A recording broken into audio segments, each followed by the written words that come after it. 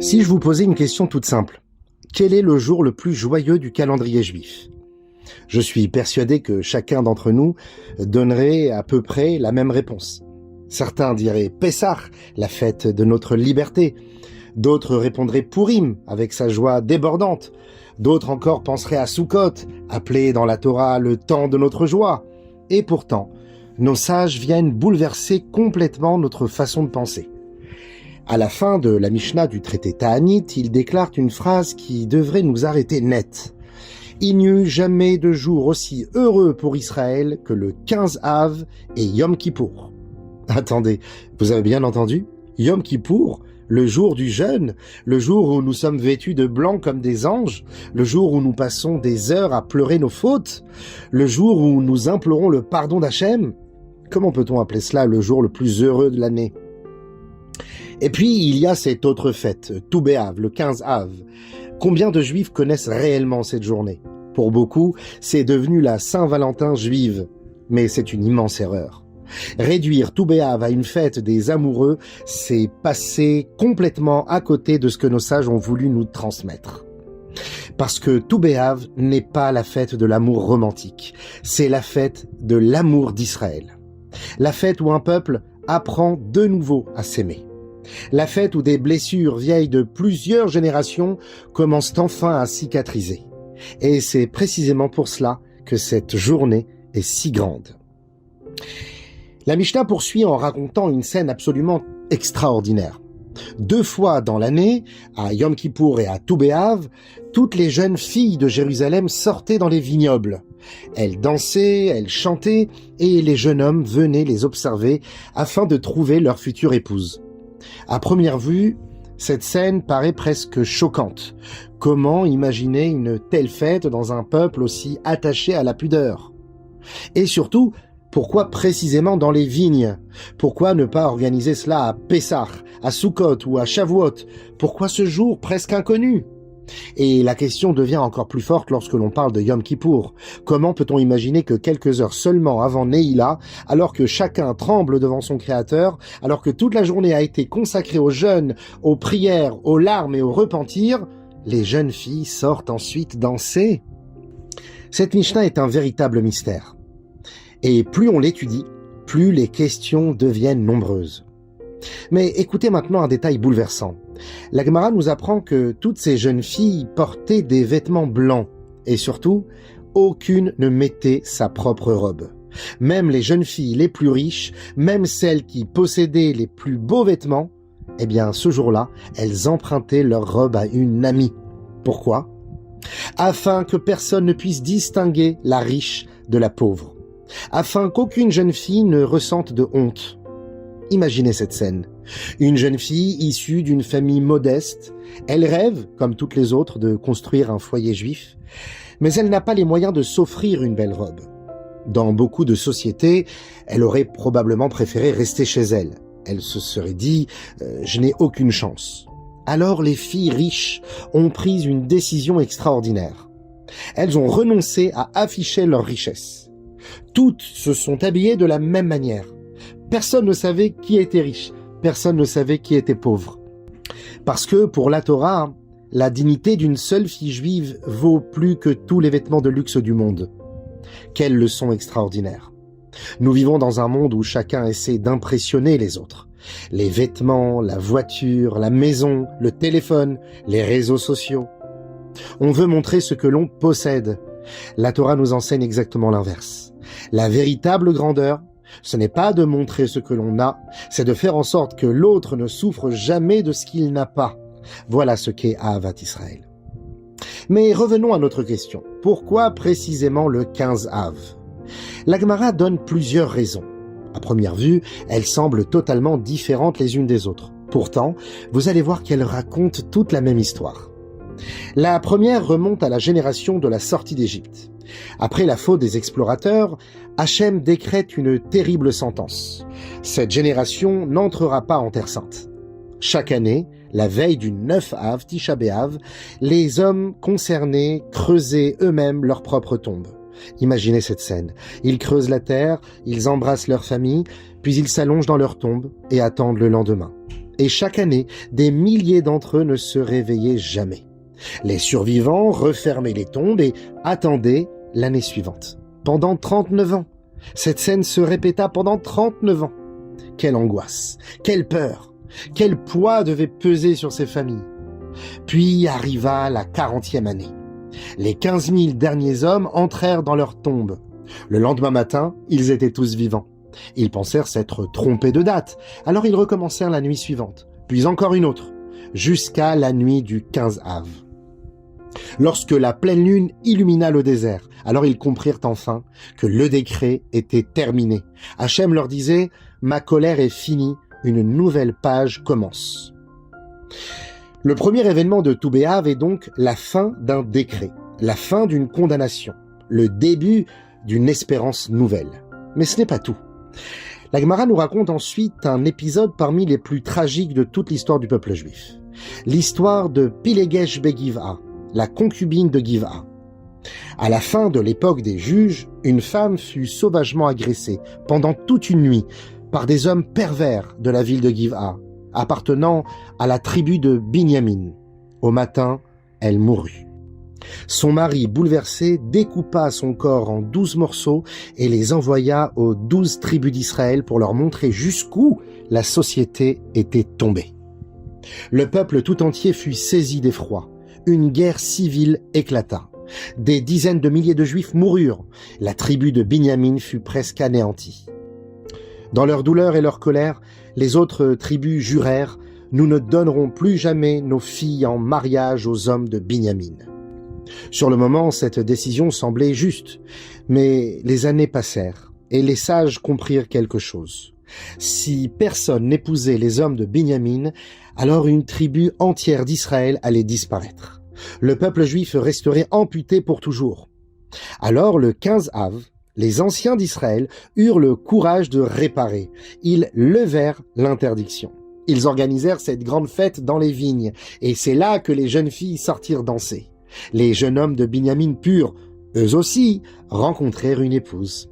Et ainsi, une tribu entière retrouva un avenir. Quel enseignement extraordinaire! Il est parfois nécessaire de sanctionner, il est parfois nécessaire de condamner une faute, mais il ne faut jamais condamner définitivement une personne ou un peuple tout entier. La Torah croit toujours en la possibilité de réparer, elle croit toujours au retour, elle croit toujours qu'un frère reste un frère, même lorsqu'il s'est éloigné. Jusqu'à présent, nous avons découvert 2 événements extraordinaires. Le premier, la fin du décret de mort dans le désert, et le deuxième, la réconciliation avec la tribu de Binyamin. Mais la Gemara ne s'arrête pas là. Elle rapporte encore 2 autres événements qui, à première vue, n'ont absolument aucun rapport avec les précédents. Et pourtant, vous allez voir qu'ils racontent exactement la même histoire. Pour comprendre ce 3e épisode, il faut remonter plusieurs siècles en arrière. Après la mort du roi Salomon, le peuple juif s'est déchiré. Le royaume fut coupé en 2. Au sud, le royaume de Juda, avec Jérusalem et le Beth Amikdash, et au nord, le royaume d'Israël.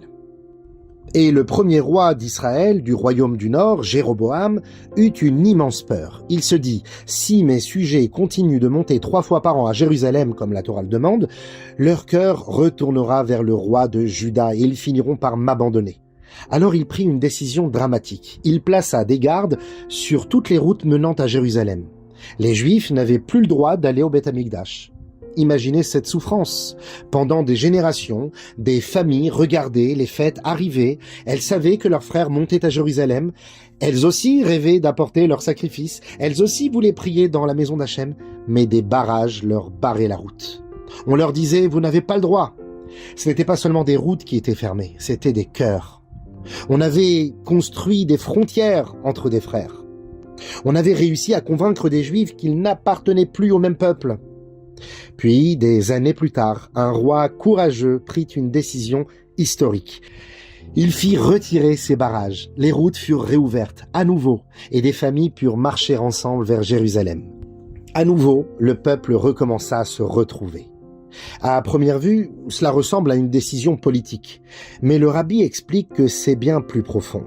Car parfois, les murs les plus dangereux ne sont pas faits de pierre. Ils sont faits d'orgueil, de rancune, de préjugés, de blessures anciennes. Et tant que ces murs restent debout, même deux frères peuvent vivre côte à côte sans jamais vraiment se rencontrer. Tou Béav est justement le jour où l'on enlève les barrières, le jour où l'on rouvre les routes qui mènent d'un cœur à un autre. Le dernier événement semble lui aussi très technique. La Gemara raconte qu'à partir du 15 Av, on arrêtait de couper du bois destiné au Beth Amikdash. Pourquoi ? Parce qu'après cette date, le soleil perdait de sa force et le bois risquait de rester humide. Et du bois humide pouvait être rongé par les vers, ce qui le rendait impropre à être utilisé sur l'autel. Alors chaque année, jusqu'au 15 Av, des familles entières se mobilisaient. Elles partaient dans les montagnes, elles coupaient des arbres, elles transportaient des quantités énormes de bois et elles les apportaient au Beth Amikdash. À première vue, on pourrait dire « Très bien, elles préparaient le combustible pour l'autel », mais le rabbi attire à nouveau notre attention sur un détail magnifique. Pour qui travaillaient-elles, ces familles ? Non pas pour elles, non pas pour leur propre sacrifice. Elles ne savaient même pas qui utiliserait ce bois. Peut-être un juif de Galilée, peut-être une famille de Beersheba, peut-être quelqu'un qu'elles ne rencontreraient jamais. Autrement dit, elles passaient des journées entières à travailler pour permettre à un inconnu de servir Hachem. Quel exemple incroyable! Voilà ce qu'est Ahavat Israël. Faire un effort sans savoir qui en profitera. Donner sans attendre le moindre merci. Préparer aujourd'hui le chemin spirituel de quelqu'un d'autre. Mes chers amis, réfléchissons quelques instants. Combien de personnes avons-nous rencontrées dans notre vie qui nous ont aidés sans rien attendre en retour ? Un professeur, un rave, un voisin, un ami. Ils ont semé quelque chose dans notre cœur. Et peut-être ne sauront-ils jamais tout le bien qu'ils nous ont fait. Ces familles qui apportaient le bois étaient exactement comme cela. Elles préparaient discrètement la possibilité pour des milliers de juifs de se rapprocher d'Hachem. Quel acte d'amour! À ce stade, on pourrait croire que la Gemara nous présente simplement une liste de beaux souvenirs historiques. La fin du décret dans le désert, la réconciliation avec Binyamin, la réouverture des routes, le bois du Beth Amikdash. Quel lien existe-t-il entre tout cela ? C'est ici que le rabbi nous offre une lecture absolument extraordinaire. Il dit que ces 4 événements ne sont pas 4 histoires indépendantes. Ils racontent tous la même histoire. Tou Béav est le jour où le peuple juif recommence à respirer après Tisha B'Av. Car le 9 Av, Tisha B'Av est le jour où les fractures éclatent. Le 15 Av est le jour où elles commencent à guérir. Le 9 Av est le jour où l'on perd confiance. Le 15 Av est le jour où l'espérance renaît. Le 9 Av est le jour où les frères se séparent. Le 15 Av est le jour où les frères se retrouvent. Le 9 Av est le jour où l'on détruit. Le 15 Av est le jour où l'on reconstruit. Voilà pourquoi nos sages disent qu'il n'y a jamais eu de jour aussi joyeux que celui-ci. Parce qu'il n'existe pas de joie plus profonde que celle d'une réconciliation. Il n'existe pas de bonheur plus grand que celui d'une famille qui se retrouve après une longue séparation. Il n'existe pas de miracle plus grand qu'un cœur qui recommence à aimer après avoir souffert. Et maintenant, nous allons découvrir pourquoi le rabbi affirme que chacun des 4 événements est une réparation directe de ce qui s'est passé Tisha B'Av. C'est sans doute la partie la plus profonde de notre discours. Revenons au premier Tisha B'Av de l'histoire. Les explorateurs reviennent d'Eretz Israël. Pendant 40 jours, ils ont parcouru cette terre extraordinaire. Ils ont vu des fruits gigantesques, une terre où coule le lait et le miel. Mais ils n'ont retenu qu'une seule chose. Les obstacles, les géants, les murailles, les difficultés. Ils regardent la promesse d'Hachem et ils choisissent d'avoir peur. Puis ils commencent à parler, ils découragent le peuple, ils détruisent l'espérance. En une seule nuit, tout un peuple cesse de croire en son avenir. Et Hachem prononce cette phrase terrible. « Puisque vous avez pleuré cette nuit sans raison, cette nuit deviendra une nuit de pleurs pour toutes les générations. » Voilà le terrible drame. Ce n'est pas seulement qu'ils ont eu peur, c'est qu'ils ont contaminé tout un peuple avec leur peur. Ils ont remplacé la confiance par le découragement. Ils ont remplacé l'espérance par le désespoir. Ils ont remplacé la foi par le pessimisme. Combien cette faute est actuelle. Il suffit parfois d'une personne négative, d'une seule, pour décourager toute une famille, toute une communauté, toute une équipe. Nous connaissons tous des gens qui entrent dans une pièce et immédiatement tout le monde respire mieux. Et nous connaissons malheureusement aussi des personnes qui entrent et toute la lumière disparaît. Les explorateurs ont été cela. Ils ont éteint la lumière. Mais regardez maintenant ce qui se passe à Toubéave. Le décret prend fin. Les dernières tombes restent vides, comme si Hachem disait « La peur ne gagnera pas. Vous pouvez recommencer à croire. » Voilà le premier message de Toubéave. Aucune chute n'est définitive. Aucun échec n'est éternel. Aucun juif n'est enfermé pour toujours dans son passé. Tant qu'il y a la vie, il y a un avenir. Puis vient l'histoire de Binyamin. Quelle tragédie! Une guerre entre frères, des dizaines de milliers de morts, une tribu presque effacée, et surtout, une haine tellement profonde que les autres tribus jurent de ne plus jamais se mélanger avec Binyamin. Ils pensent agir pour la justice, mais le temps passe, et les sages comprennent une chose extraordinaire. Une faute, même très grave, ne doit jamais conduire à détruire définitivement un frère. Alors ils organisent les danses dans les vignes. Pourquoi ? Parce qu'un mariage est le plus beau symbole de la reconstruction. Au lieu de continuer à parler de la guerre, ils décident de parler d'avenir. Au lieu de regarder les morts, ils choisissent de faire naître de nouvelles familles. Au lieu d'entretenir la colère, ils sèment la vie. Quelle leçon! Il est parfois plus facile de punir que de pardonner. Il est parfois plus facile de couper les ponts que de les reconstruire. Mais Hachem nous demande d'être des bâtisseurs, non pas des démolisseurs. Le temple n'a pas été détruit parce que les Juifs ne priaient pas. Il a été détruit parce qu'ils ont oublié comment aimer un autre Juif. Et c'est précisément pour cela que Toubéave vient réparer cette blessure. Puis viennent ces routes réouvertes vers Jérusalem. C'est le 3e tikkun, enlever les barrières. Le rabbi fait remarquer quelque chose de magnifique. Pendant des années, des Juifs empêchaient d'autres Juifs d'aller rencontrer Hachem. Quelle image! Parfois, les plus grands obstacles entre un homme et Hachem, ce ne sont pas les épreuves, ce sont d'autres hommes. Une mauvaise parole, une humiliation, une dispute, une exclusion. Combien de personnes se sont éloignées du judaïsme parce qu'un jour quelqu'un les a blessés? Eh bien, Toubéave vient dire « Enlevez les barrières, ouvrez les chemins, ramenez les cœurs, ne soyez jamais celui qui ferme une porte, soyez toujours celui qui l'ouvre. » Quelle responsabilité immense! Et enfin, le 4e tikkun, vivre pour quelqu'un d'autre. Le bois du Beth Amikdash. Je crois que c'est peut-être l'image la plus émouvante. Imaginez ces familles. Elles travaillent pendant des semaines, sous le soleil, sous la chaleur. Elles portent des troncs énormes. Elles se fatiguent. Pourquoi ? Pour que dans 6 mois ou dans 8 mois, un juif, qu'elles ne connaissent même pas, puisse apporter son korban. Quel acte de générosité! Et le rabbi souligne un détail bouleversant. Celui qui apportera son sacrifice pensera peut-être que, oh là là, comme tout cela est bien organisé, sans savoir qu'une famille entière a travaillé pour lui des mois auparavant. Voilà le vrai chesed. Faire du bien, même lorsque personne ne saura jamais que cela vient de nous. Mes chers amis, le monde moderne nous pousse souvent à nous demander « Mais qu'est-ce que j'ai à y gagner ?» Eh bien, la Torah nous apprend une autre question. Qui va bénéficier de ce que je fais aujourd'hui? Car quelqu'un qui éduque un enfant, quelqu'un qui enseigne la Torah, quelqu'un qui aide discrètement une famille ou qui visite un malade ou qui encourage une personne découragée, eh bien, tous ces gens coupent du bois en réalité. Ils coupent du bois pour le Beth Amikdash. Ils préparent la lumière d'un autre, sans chercher les applaudissements. Et c'est cela, le véritable Ahavat Israël. Le rabbi, à ce moment-là, nous fait comprendre quelque chose de magnifique. Les danses dans les vignes n'étaient pas une simple fête. Elles étaient le symbole vivant de tout ce que nous venons de voir.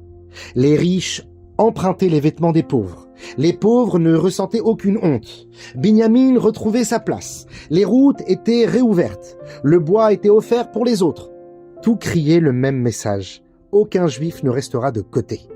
Et voilà pourquoi nos sages ont dit « Il n'y a eu jamais de jour aussi heureux pour Israël que Toubéave ». Car il n'existe pas de joie plus profonde que celle d'un peuple qui retrouve son unité. Je voudrais terminer par 2 histoires vraies. 2 histoires qui nous montrent que l'amour d'Israël n'est pas une théorie. C'est une manière de vivre. C'est une manière de regarder un autre juif. C'est une manière de ressembler à Hachem. Le premier récit concerne Rav Avraham Rothenberg. Alors qu'il était encore jeune, il participa à une réunion chassidique, un Farbrengen. Au cours de cette soirée, un juif leva son verre de l'Echaïm et prononça une phrase qui allait bouleverser sa vie. Il dit « Je préfère vivre avec ce que le Saint béni soit-il m'envoie plutôt que de dépendre d'un être humain. Je ne veux pas vivre à crédit, je veux apprendre à vivre avec une confiance totale en Hachem. » Cette phrase pénétra profondément dans le cœur du jeune Rav Rothenberg. Il prit alors une résolution. Toute sa vie, il ne demanderait jamais un prêt. Non pas parce qu'il était orgueilleux, non pas parce qu'il méprisait ceux qui empruntent, mais parce qu'il voulait apprendre à vivre avec une confiance absolue en Hachem. Les années passèrent, il se maria, il fonda un foyer, puis arriva le mariage de son premier enfant. Et là, la réalité le rattrapa. Les dépenses s'accumulaient. La salle, le traiteur, les musiciens, les vêtements, les invités, il fit les comptes et il ne restait plus rien. Même pas quelques centaines d'euros. Rien. Autour de lui, tout le monde lui disait « Abraham, emprunte, tu rembourseras plus tard. » Mais il tenait sa promesse. Seulement voilà, son cœur était partagé. D'un côté, il avait confiance en Hachem, mais de l'autre, il était un père. Et quel père ne veut pas offrir un beau mariage à son enfant? Cette nuit-là, il dormit très peu. Et le matin du mariage, il alla prier avec un cœur lourd. Il pria et il demanda à Hachem de l'aider. Puis, à la fin de l'office, un rave s'approcha de lui et lui demanda « Dites-moi, aujourd'hui, il y a un mariage chez vous ?» Il répondit « Oui ». Alors le rave sortit discrètement une enveloppe de sa poche. Il la lui tendit et lui dit quelque chose qui lui donna des frissons. En montant dans l'avion pour Israël, je me suis dit « Le premier juif que je rencontrerai qui organisera un mariage et qui aura besoin d'aide, c'est à lui que je donnerai cette enveloppe. Tu es le premier, elle est donc pour toi. » Imaginez l'émotion de Rav Rothenberg. Ce n'était pas seulement de l'argent, c'était un message. Comme si Hachem lui disait « Je connais tes soucis, je connais tes nuits blanches, je connais tes inquiétudes, et je t'envoie exactement ce dont tu as besoin, au moment où tu en as le plus besoin. » Mais mes chers amis, je crois que le miracle n'est pas seulement l'enveloppe. Le véritable miracle, c'est le cœur de celui qui l'a donné. Il ne connaissait pas Rav Rothenberg. Il ne cherchait pas ni des honneurs, ni de la publicité. Il ne voulait même pas qu'on parle de lui. Il voulait simplement alléger le fardeau d'un autre juif. Voilà ce qu'est Ahavat Israël. Voir la douleur de quelqu'un avant même qu'il ne la raconte. Être sensible aux besoins de l'autre. Agir discrètement, sans attendre de remerciements. N'est-ce pas exactement ce que faisaient ces familles qui apportaient le bois au Beth Amikdash? Elles travaillaient pour des gens qu'elles ne connaîtraient jamais. Le Rav, lui aussi, a aidé un homme qu'il ne connaissait pas. Tout Béhav, ce n'est pas seulement des fleurs. Tout Béhav, c'est apprendre à porter le poids d'un autre. Et enfin, la deuxième histoire, qui est peut-être encore plus bouleversante. Un homme était marié depuis de longues années. Avec son épouse, il rêvait d'avoir un enfant. Ils avaient consulté des médecins, ils avaient prié, demandé des bénédictions, essayé différentes ségoulottes, mais rien ne se passait. À l'approche de Rosh Hashanah, il entendit parler d'une coutume ancienne. Beaucoup considéraient que recevoir la montée du maftir le premier jour de Rosh Hashanah était une ségoula pour avoir des enfants. Cette année-là, il décida de tout donner. Lorsque les enchères commencèrent, il leva la main, puis encore, et il monta très haut. Finalement, il remporta le maftir. Son cœur débordait d'espoir. Peut-être que cette année, le miracle arriverait enfin. Mais au moment où l'on allait appeler son nom, un autre homme s'approcha de lui. Il avait les larmes aux yeux, et il lui dit presque en chuchotant « Pardonne-moi, mais mon épouse et moi attendons un enfant depuis tellement d'années. Nous avons essayé tant de choses, il ne nous reste plus que cette ségoula. Je t'en supplie, laisse-moi monter à ta place. » Mes chers amis, essayez d'imaginer cette seconde. Que ferions-nous? Après tout, il avait payé. Il en avait le droit. Il avait attendu ce moment pendant des années. Et pourtant, il regarda cet homme. Il vit sa souffrance et il lui répondit « Bien sûr, prends-la, de tout mon cœur. » À cet instant, il renonçait à son propre espoir pour offrir une chance à un autre juif. Et voilà ce qui est extraordinaire. Car une année plus tard, il revint à la synagogue. Le gabbai lui demanda « Tu souhaites encore acheter le maftir ?» Il répondit avec un immense sourire « Ce ne sera plus nécessaire. Il y a 2 mois, ma femme a donné naissance à des jumeaux. » Quel enseignement extraordinaire! Ce n'est pas une recette miracle, La Torah ne nous dit pas « donnez et vous recevrez automatiquement ». Le message est bien plus profond. Lorsque cet homme a cessé de penser uniquement à lui-même, lorsqu'il a placé la douleur d'un autre avant la sienne, il a ressemblé à qui? Il a ressemblé à Hachem. Et lorsque l'homme ressemble à Hachem, le monde devient un peu plus capable d'accueillir la bénédiction divine. Et maintenant, nous pouvons enfin répondre à la grande question du début. Pourquoi nos sages disent-ils que Yom Kippour est l'un des jours les plus heureux de l'année? Eh bien parce que Yom Kippour est le jour où Hachem nous regarde et nous dit « Malgré tes fautes, tu restes mon enfant ». Et Tou B'Av est le jour où nous apprenons à regarder un autre juif et à lui dire comme Hachem « Malgré tout, tu restes mon frère ». Yom Kippour répare notre relation avec Hachem, Tou B'Av répare notre relation entre nous. Et il n'y a pas de plus grande joie que celle-là. Mes chers amis, nous avons tous connu des Tisha B'Av personnels dans notre vie. Des épreuves, des échecs, des blessures, des incompréhensions, des séparations. Parfois même des disputes familiales qui durent des années. Mais Tou B'Av vient nous murmurer une promesse extraordinaire. Aucun 9 Av n'est éternel. Après chaque destruction, Hachem prépare déjà une reconstruction. Après chaque obscurité, il prépare une lumière. Après chaque mur, il ouvre une route. Après chaque rupture, il crée une possibilité de retrouvailles. Alors, en quittant ce chizouk, je voudrais que chacun de nous se pose une seule question. Qui attend aujourd'hui que je fasse le premier pas? Y a-t-il une personne à qui je n'ai plus parlé depuis des mois? Quelqu'un que j'ai jugé trop vite? Un proche que j'ai laissé s'éloigner? Un juif qui attend simplement qu'on lui tende la main? Si chacun de nous décide aujourd'hui d'abattre un mur, alors nous transformerons notre propre maison en un petit Tou B'Av. Et peut-être est-ce précisément cela qui nous fera mériter très bientôt le plus grand des Tou B'Av, celui où Hachem reconstruira le Beit Hamikdash, rassemblera tous les exilés et révélera enfin le Mashiach très bientôt de nos jours.